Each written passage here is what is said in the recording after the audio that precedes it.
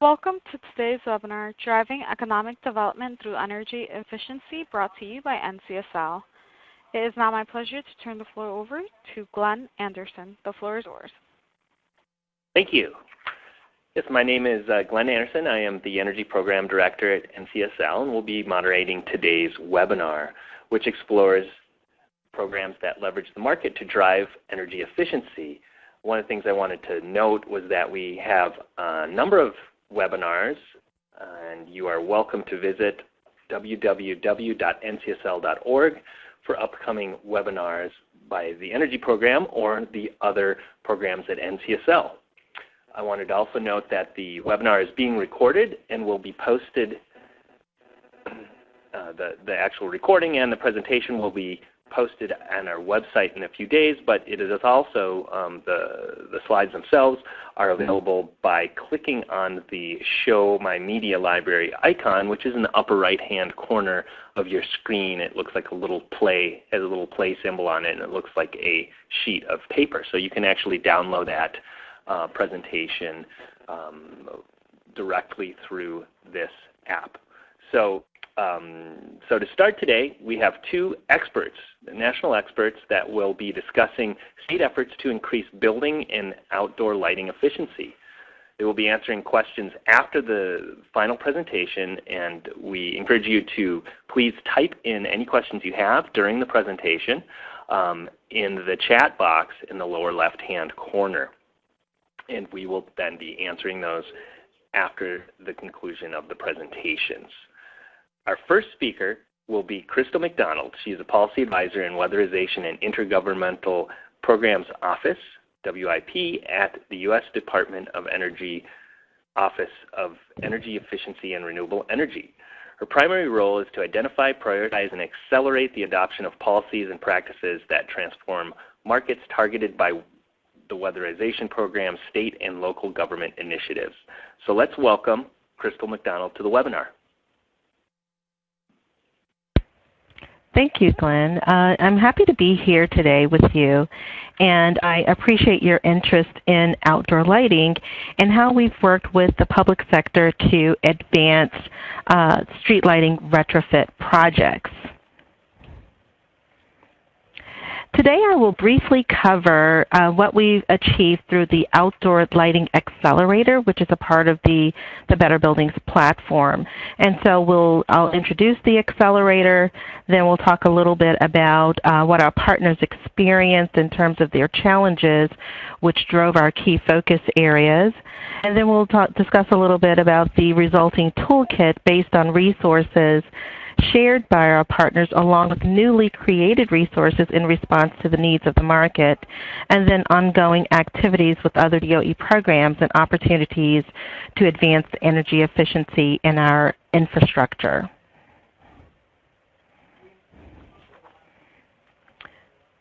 This graphic describes the full breadth of the Better Buildings initiative here at the U.S. Department of Energy.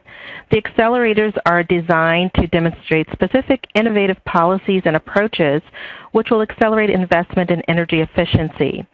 Each accelerator is a targeted, short-term, partner-focused activity intended to address persistent barriers that stand in the way of greater efficiency. In the case of outdoor lighting, our original term was 2 years. Then we extended it for another 6 months to help partners achieve the greatest gains possible using available resources. There are 13 different accelerators that address issues in the public, commercial, and residential sectors. Some more information about the Better Buildings platform in general and then the accelerator specifically can be found on our website.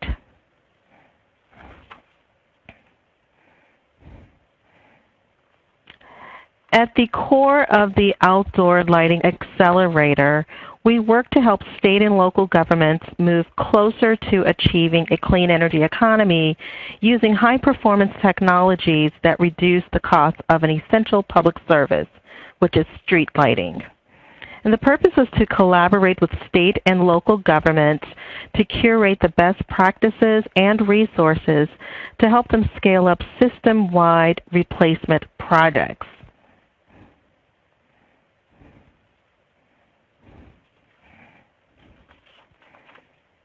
We worked with 3 states, 6 regional energy networks, and 16 cities. This was great in that we could realize the approaches that worked and did not work so well with the various jurisdictions. We came very close with the commitment of 1.3 million lights. Our original goal was to achieve a commitment for converting 500,000 lights. We reached 500,000 lights pretty early on, and then the administration pushed the goal up to 1.5 million. But by the time we completed the accelerator in December of 2016, we were at 1.3 million lights. And while some partners adjusted their project scope and lighting commitment due to the barriers I'll cover today, we do note that the Outdoor Lighting Accelerator inspired others to action. We have received recent press releases regarding the green lights on broad-scale projects across the country.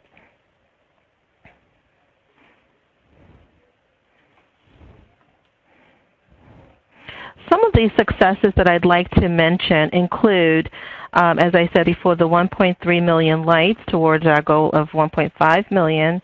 We also made the strategic case for LED street lighting due to the partners sharing data and lessons learned. So our partners were very transparent during this 2.5-year commitment.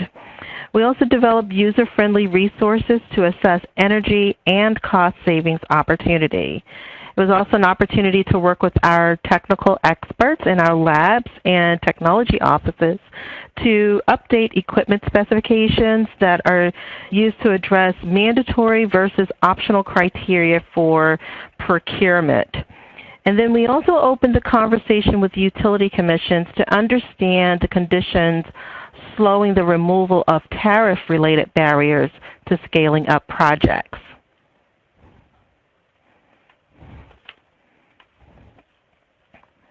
I'm sorry the slide isn't coming across so well, but this is just a brief description of our key focus areas and some of the challenges we identified and cataloged into 3 areas. And while LED street lighting technology was gaining greater acceptance in some regions across the country, market perceptions and barriers still prevented local governments from taking full advantage of the energy savings and cost benefits of high-performance lighting, and in this case, definitely LED upgrades. So local governments have been under tight fiscal constraints for several years, as we know, and are constantly looking for ways to do more with fewer resources. And given that street lighting systems are a leading expenditure and can account for up to 60% of the municipality's electric utility bill, street lighting technology improvements in solid-state lighting like LEDs offered fiscal relief for sustainable communities. And it seemed like these communities should be able to seize the energy use and cost savings afforded with this technology. So through the work of the Recovery Act and the Municipal Solid State Street Lighting Consortium, we knew that LED performance had rapidly improved over the past few years, and there was growing evidence indicating market acceptance and satisfaction with the technology. And some communities began to show energy savings as high as 50% and more with lighting controls.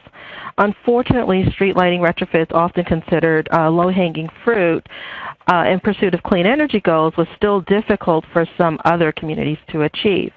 And so we began to look at the issues around streetlight ownership and maintenance costs, which is a starting point for assessing retrofit opportunities. And then we looked at challenges related to capital costs for the upgrades, including the perceived risk of the new technology, and then utility tariffs, which were oftentimes outdated and did not incentivize the energy efficiency associated with this new technology. And so as I mentioned before, we grouped the barriers in 3 main buckets: financial, regulatory, and technical. And so that is how we approached our work. And initially, I thought each partner would be able to self-select into one of these buckets, but most of them had concerns in each of these areas, regardless of where they were on the spectrum of a typical project life cycle. So the next few slides will just kind of lay out briefly our approach to barrier resolution. And in some cases, we didn't completely eliminate the barrier, but we, I think, have resources to help municipalities mitigate the barriers on a local basis. So we went to work with our partners to remove and mitigate as many barriers as we could. And we partnered with our labs and regional energy efficiency organizations to peel back the layers of the onion associated with street lighting conversion. And so we began to take a closer look at obstacles and either curate or develop solutions for communities. And all the solutions that are listed are in response to the barriers or obstacles identified. In this case, we have the financial bucket. The obstacle was around having a quick assessment for opportunities, a consistent, easy to understand procurement strategy, and then technology price ranges. So prices were all over the board. And while we are not in the business of identifying specific manufacturers, calling out specific price points, partners were very transparent and shared their cost data. So with that information, we were able to develop a quick start guide to supplement an already existing tool here at the Department of Energy. The Quick Start Guide was a supplement for our existing financial analysis tool for street lighting.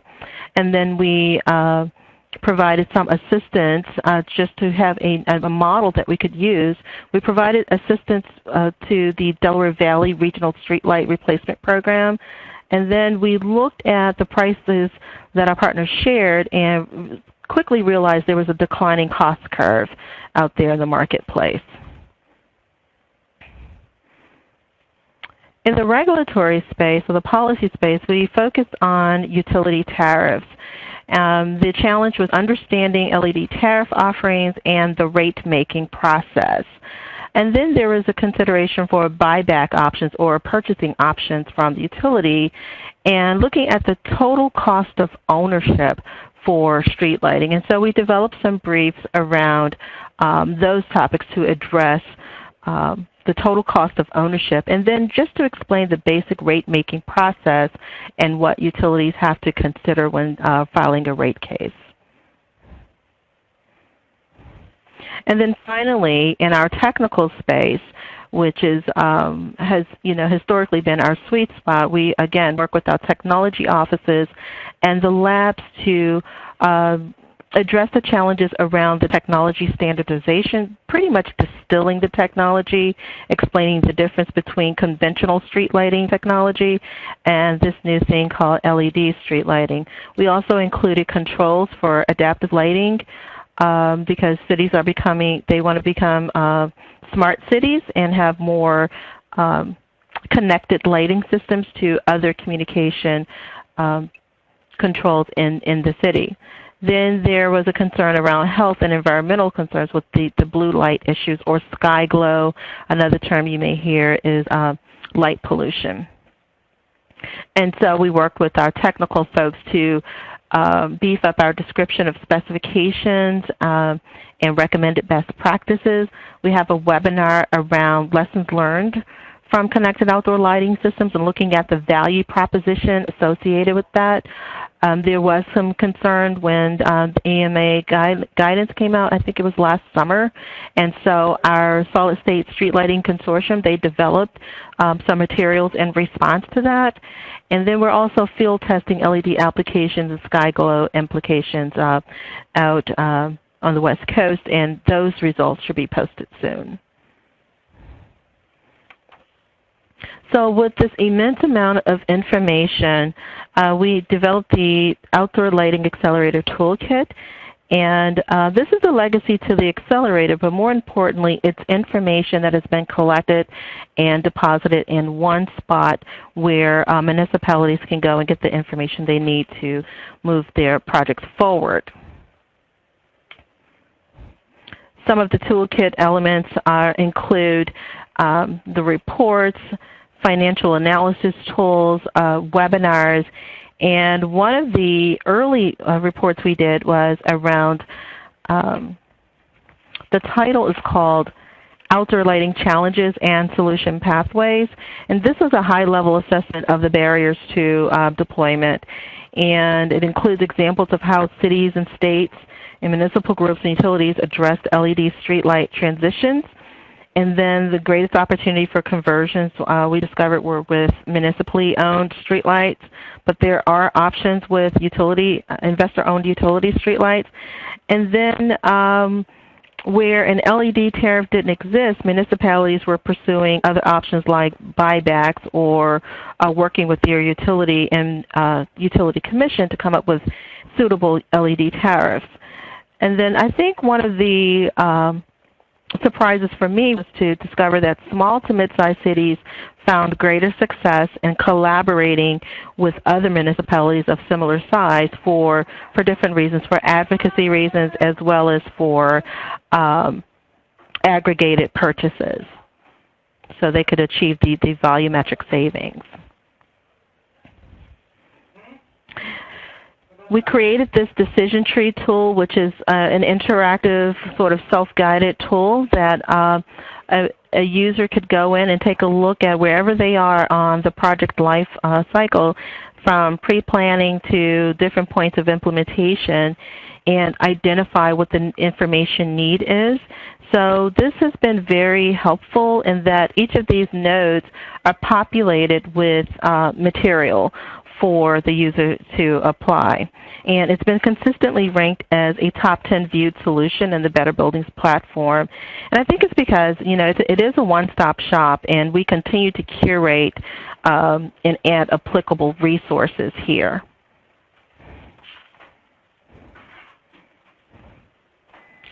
And one of the information boxes on the decision tree tool is for enabling legislation. And given the energy savings associated with outdoor lighting, we began to identify some of the state legislation that has been passed and what kinds of policies have been recommended across the country. And knowing that asset ownership is a strong determining factor in pursuing the LED conversion, we found that the greatest challenges were with, like I mentioned before, with investor-owned utility streetlights and maintenance. So we attempted to track enabling policies to overcome those barriers to broad-scale implementation of these retrofit projects. We see activity related to buybacks or acquisition of streetlights, LED tariffs, some financing projects using energy-saving performance contracts, and I'll also talk about that. And then also the use of qualified energy conservation bonds to finance projects. We also included activity related to technical specifications for directional lighting, or night sky protection, as some states called it. I do have background information that has not been posted on the website, so if you're interested in more information, just let me know. What we have posted are streetlight-specific enacted legislation. So I have a few examples here that I've been able to keep up with, and they include the state of Massachusetts, which passed legislation some time ago but has become more relevant recently. And this mainly focuses on the acquisitions where municipalities are able to purchase streetlights from the utility. And then in the state of North Carolina, there was a mandate required that utilities offer LED streetlight rates. Then for the state of Rhode Island, which enacted the Municipal Streetlights Investment Act, this act established the buyback procedures and required utilities to offer a tariff for advanced lighting controls. And there's a lot more activity going on the state legislative actions across the country.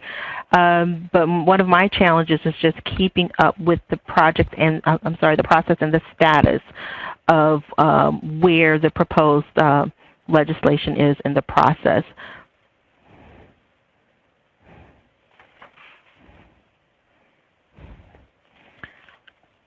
The specific partner outcomes during the accelerated period are posted on our website. We had 25 partners participate and share their stories with us. So we do have a quick synopsis and the energy impact from most of our partners who responded to the final survey. And then each partner each partner started and finished their projects at different points on the project lifecycle. So this table that's included in the toolkit pretty much describes a scenario. Questions around, do you have questions around acquiring ownership of your street lights? And if so, for instance, if you look at the middle of the page, for municipally owned lights, you could go to Huntington Beach and how their process for purchasing their street lights from Southern California Edison, and then the process Portland, Maine went through. So there are different scenarios for each of our partners, and I encourage you to take a look at our website. And this table can also be found in our final report, which is the Outdoor Lighting Accelerator, Lighting the Way Forward final report.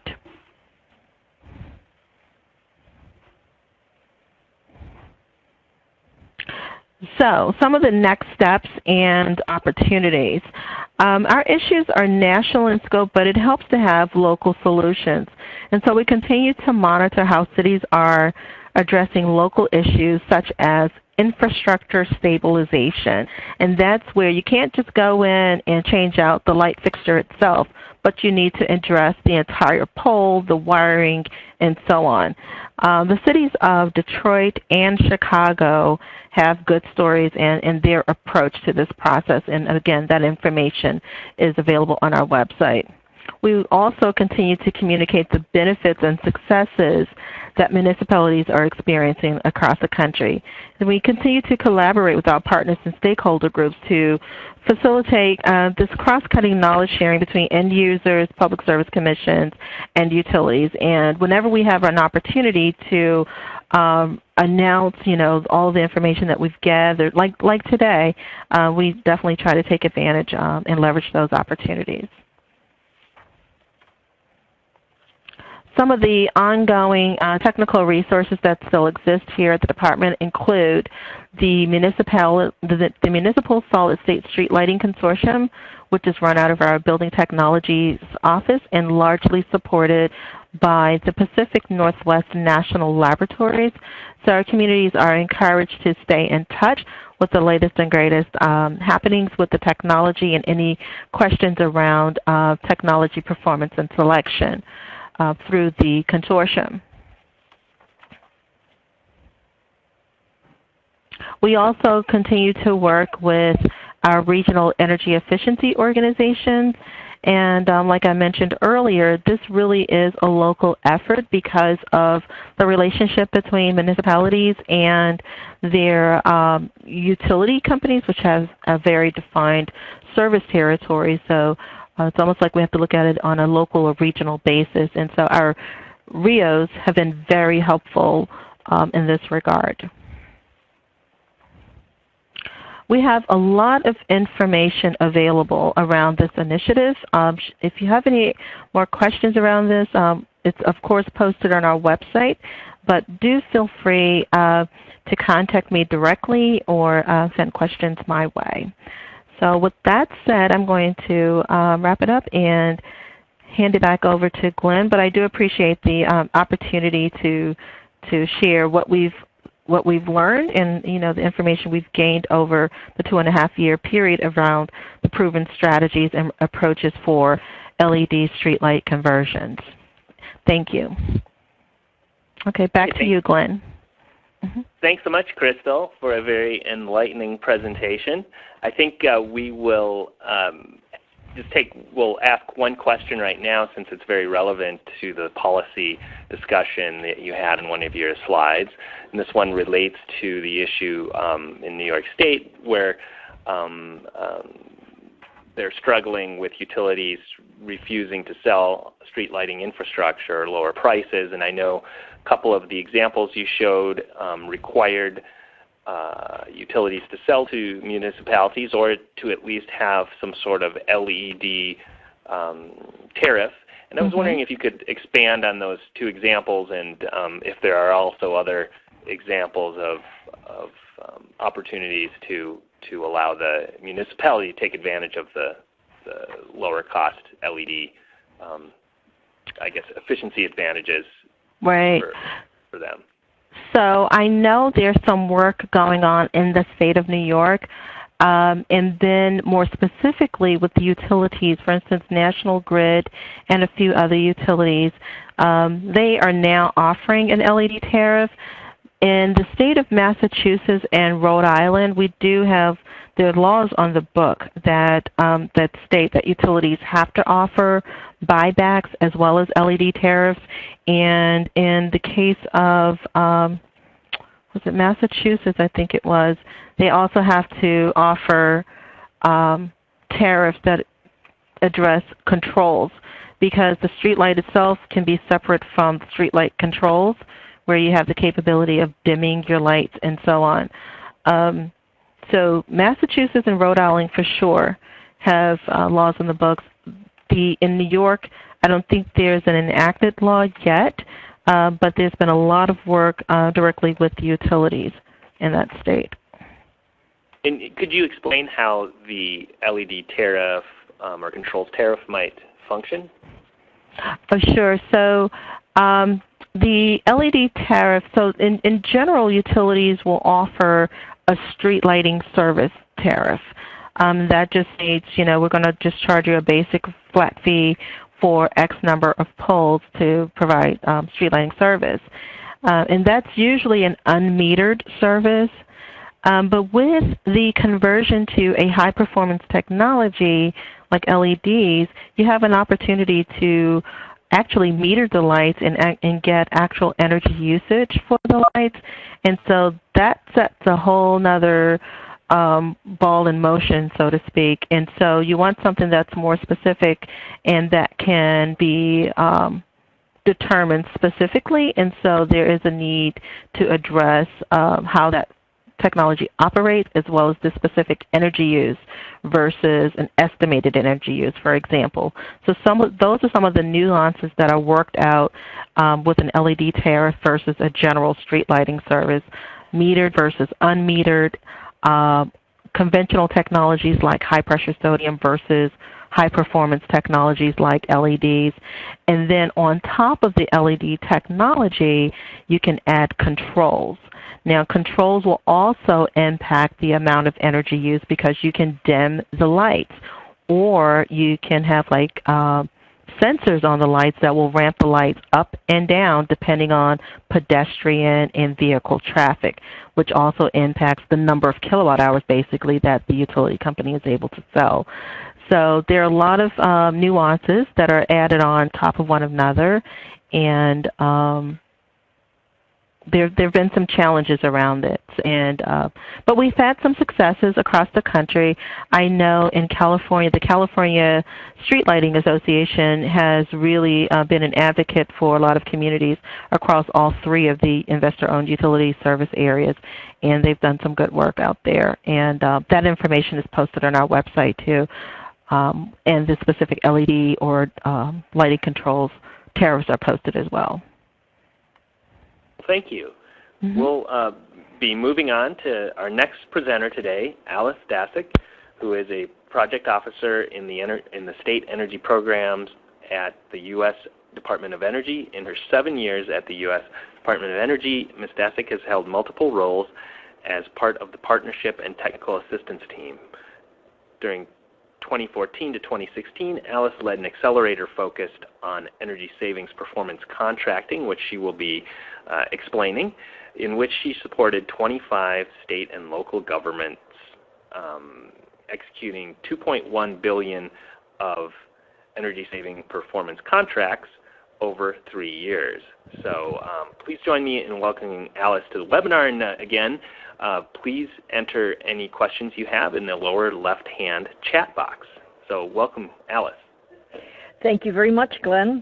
Good afternoon, everyone. I'm very happy to be here today, and I'm particularly excited to discuss one of my favorite topics, energy savings performance contracting, and how it can enable energy efficiency and energy efficiency projects.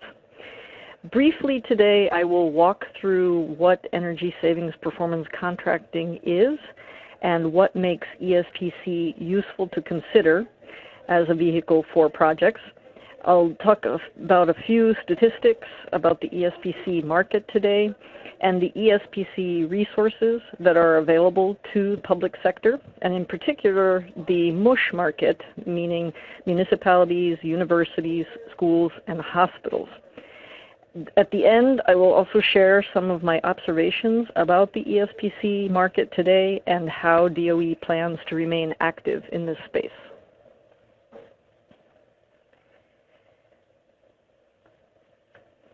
So what is ESPC? I wanted to start off with a quick definition so that we are all on the same page. You'll see on the screen that ESPC is a contracting and financing method that provides upfront financing for energy efficiency projects that are then repaid by the savings on utility bills resulting from the upgrades. And without going into exhaustive detail, this graphic shows how organizations can shift the funds that they are already spending on energy bills to the more effective repayment of upgrade financing. And probably most of you are familiar with this graphic. This slide is very busy, and I'll let you look at it in detail at your leisure. Today, I just want to explain the 4 major participants in an energy savings performance contract. At the center of an ESPC is the owner of the building, which you see, for example, in the bottom left-hand corner, marked as a school in this particular example, and that is the building where the upgrades are planned. This is a simplified reference, of course, that represents the many different individuals on the building team that make a project happen. And then the school signs an agreement with 2, one an ESCO here in the upper right-hand corner, which works with that building owner to develop the project, namely determining the right energy conservation measures for installation, overseeing construction, guaranteeing and providing verification of post-installation savings, and significantly providing savings guarantee, which is really the distinguishing feature of energy savings performance contracting. And then possibly the same building owner would sign a separate agreement with a financier in the upper left-hand corner. And this role is optional if the project owner chooses to issue a bond, for example, to provide its own financing where that is an option. But for external financing, the financier provides the loan or lease that pays for the installation of the upgrades. And then the 4th leg of the stool is the utility in the bottom right-hand corner, which in addition to the standard role of providing power, in some cases provides energy efficiency rebates or incentives that can help reduce the cost of a project. And of course, it's very important to talk about the options for financing that are available for an energy savings performance contract. And here we see perhaps bonds would be used for a long-term debt instrument that schools or other building owners can use to fund energy efficiency projects. They are often a single ESPC project might not be large enough to support its own bond issuance, so then ESPC projects are typically bundled with other larger issuances. And then special federally subsidized bonds such as qualified energy conservation bonds, QECBs, are also available in some areas. We can also use leasing arrangements. Typical lease uses leases equipment in exchange for regular payments. And then there are special tax-exempt lease purchases which allow a building owner to use operating funds for utility expenditures as the payments. And then finally, traditional loans, which we are all familiar with, a debt agreement in which the financial institution provides the building owner with upfront capital for the project in exchange for a series of regular payments which equal the principal amount plus interest at a predetermined rate. And now we move on to the most significant and distinguishing feature of an energy savings performance contract, the performance guarantee. The project performance or the savings coming out of an ESPC are guaranteed, and that is really the heart of what makes ESPC different and a reliable instrument. the ESCO, or the Energy Services Company, takes on the project risk through a guarantee of a certain savings level, and then measures and verifies those savings. If the savings don't materialize, the Energy Services Company literally cuts a check to the project owner or fixes the problem at no additional cost. And that leads us nicely into the discussion of why consider or take on an energy savings performance contract. So we've already mentioned some of these benefits in the discussion, and the point here is that the ESCO takes on the project risk and the project owner has peace of mind. I pulled together just a few quick ESPC project summaries from around the country.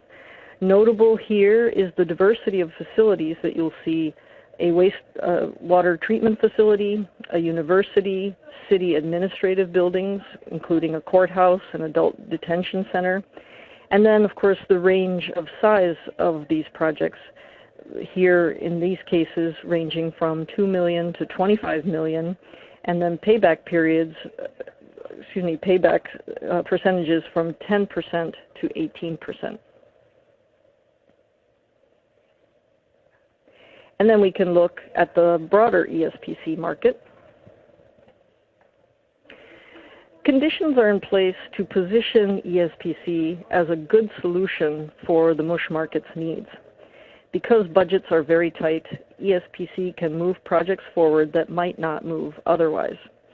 And ESPC projects have shown great results in an overall 1% savings in the energy consumption of commercial buildings. Savings in individual projects, while we saw some of the examples going up to 18%, the average is up to almost 1/3 of baseline consumption in some cases. And finally, Lawrence Berkeley National Laboratory has estimated the growth in ESPC project revenues and estimated the investment opportunity of up to $87 billion in the public buildings market.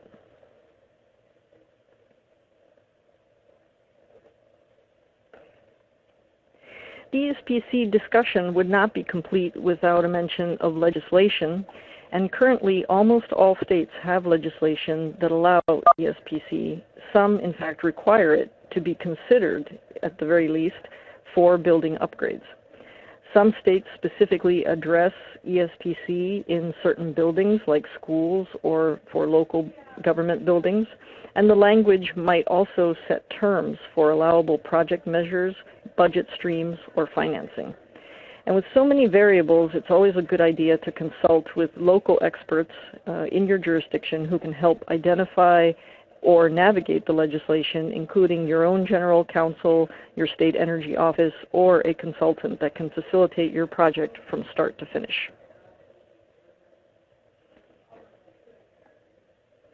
And with all the good news and supporting conditions, the question remains, what is still keeping ESPC from being the silver bullet for energy efficiency projects in public buildings? And there's still challenges to contend with. It is still a complicated process and sometimes takes up to 1 year to develop a project. It is sometimes hard to obtain data on projects, and thus it makes it hard to build a business case to management that needs to approve these projects. It's also hard to find managers that know how to carry out an ESPC project from start to finish. And there are no easily available then peers, practitioner peers, that have gone through an ESPC project and can share implementation experience. DOE is actually currently building an online community precisely to allow these practitioners to meet in a virtual room to be able to discuss kind of issues in implementation. And then knowing about this potential for ESPC to really advance energy efficiency across the public sector, we have focused on helping our partners in the public sector overcome the barriers that prevent access to ESPC on a broad scale. And a little more detail about how we've been doing that over the last several years. Because DOE recognized the opportunity of ESPC to advance energy efficiency projects that might not otherwise happen in the case of limited budgets, DOE has offered technical assistance to enable state and local governments, as well as K-12 schools and other entities, access to ESPC, and therefore the potential to make the level of investment in energy savings performance contracting that they would like. This technical assistance has taken the form of information, actual in-person assistance, and training. And in 2014, we began the 3-year initiative that was mentioned here called the ESPC Accelerator, which, as its name indicates, accelerated access or intended to accelerate access to this promising mechanism. And I worked directly with 18 states, 6 cities, and 1 school district. Part of the work involved asking partners to identify one barrier that is keeping them from using ESPC to the level that they desired. We'll talk more about that in a little bit. Wanted to give a few more details about the accelerator itself. The 3-year accelerator launched actually in December of 2013 with activities that began in January of 2014 until it recently concluded at the end of 2016. The goal of the accelerator was to enable ESPC investment of $2 billion, and I'm very pleased to report that partners exceeded even that ambitious goal, recording $2.1 billion in ESPC investment over that time period. And as the accelerator is intended to do, the tools and solutions that DOE developed with individual partners are available publicly through this ESPC toolkit. And the toolkit is live at the link that you see at the top of the page.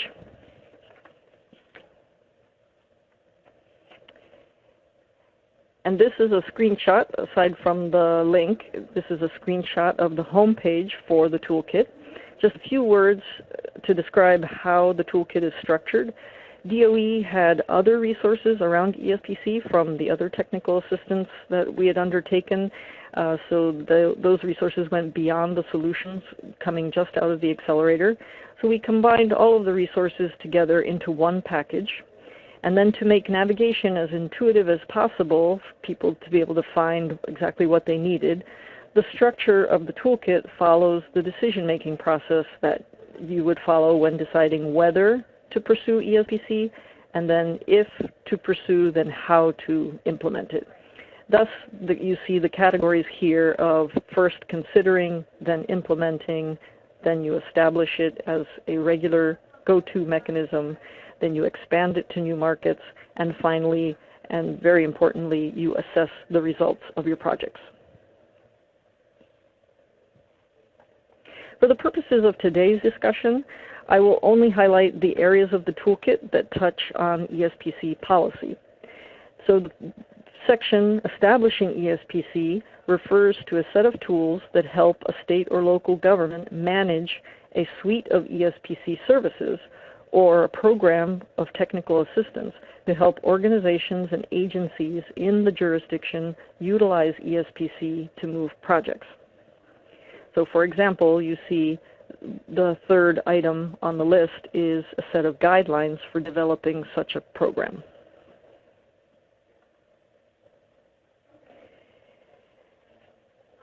And first in this section, I wanted to highlight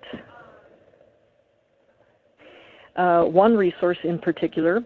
And on this slide, you will see some of the components of what we call the ESPC Champions Toolkit. We developed this resource in response to the barrier that a partner in the accelerator expressed in the question that you see at the top of this slide, namely, how do we cultivate ESPC when we have just one staff person, but a lot of ground to cover and a lot of buildings in our state? So we recommended a solution that utilized existing staff. And by bringing those staff together, there were facility managers at each of the 17 state agencies, and by inviting them into a formal network, and then providing tools and resources to help them develop comprehensive projects in their agency's buildings, and then to also shepherd those projects to completion, the state was able to multiply the impact of just having one person at a central state office and instead be on the ground directly in the buildings, seeing what needed to get done, identifying it, documenting it, and then bringing it to fruition. This tool has been very important to enable many more projects to happen than could otherwise have been possible. The second section that I thought was very relevant for today's discussion was expanding ESPC, and states often want to expand their efforts to harness savings in targeted sectors. This section includes guides for applying ESPC in some very promising sectors, including K-12 schools, state fleets, water resource recovery facilities, and there will be additional target sector guides coming in the future. The last case study that you see in the list will spotlight several states from the accelerator that used an innovative data-driven approach to make inroads with sectors that were interested in using ESPC to move retrofits forward. That is still to come. Another section that might be of interest is this one on documenting the positive economic impacts of projects, always very important to keep momentum in the state. Information sheets here describe the impacts realized in several public sectors, including states, local governments, K-12 schools, universities, and public housing, and they provide benchmark data points to let you see what average projects have looked like in that database, and that comes from a database maintained by Lawrence Berkeley National Lab of projects across the United States. And one unique resource here is a description of economic impact analysis tools that are available to calculate jobs created and other important impacts of successful projects. Through DOE's work with the public sector, we have seen a lot of experience in this market, so we know that ESPC is very, very healthy in both the state and local markets. And there is still substantial opportunity to do additional projects, particularly in that MUSH market that I mentioned. There are still technical assistance needs that need to be filled, and DOE will continue to collaborate with stakeholder organizations, and will continue to expand the ESPC Toolkit as opportunities for new resources and new tools become available.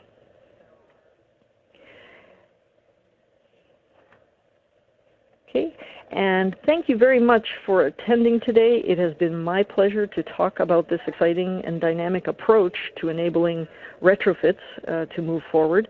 I'm happy to answer questions now on the webinar, and happy, of course, to discuss details of the accelerator and the toolkit by phone and by email.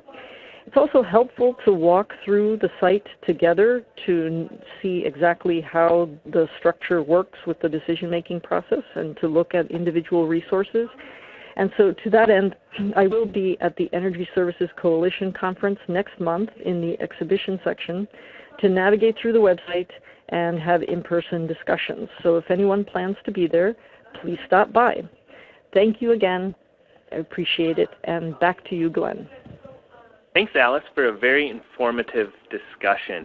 I actually did have a question that I think would be helpful for our attendees, and that would be, what are some of the, I guess, specific key components that you see are critical to some of the most successful programs that actually did the most, had the most projects and were able to implement the highest number of actual upgrades, and then what role might legislation or did legislation potentially play in creating those components? Oh, great question and questions.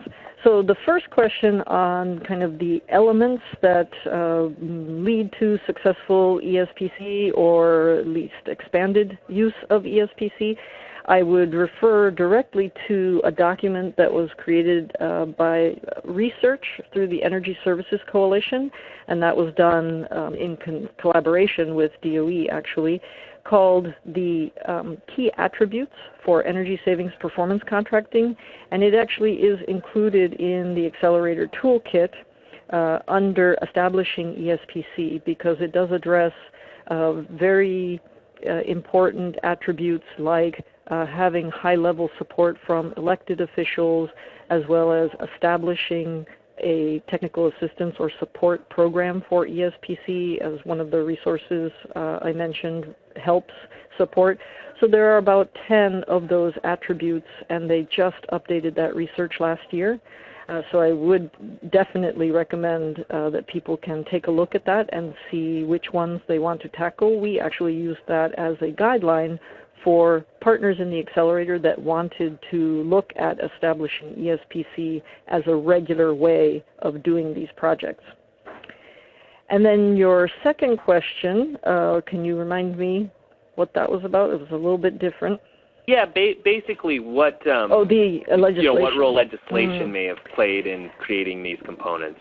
Yeah, and that is actually that is critical. So for ESPC, the one slide that I talked about, enabling legislation, and that's really the foundation for everything.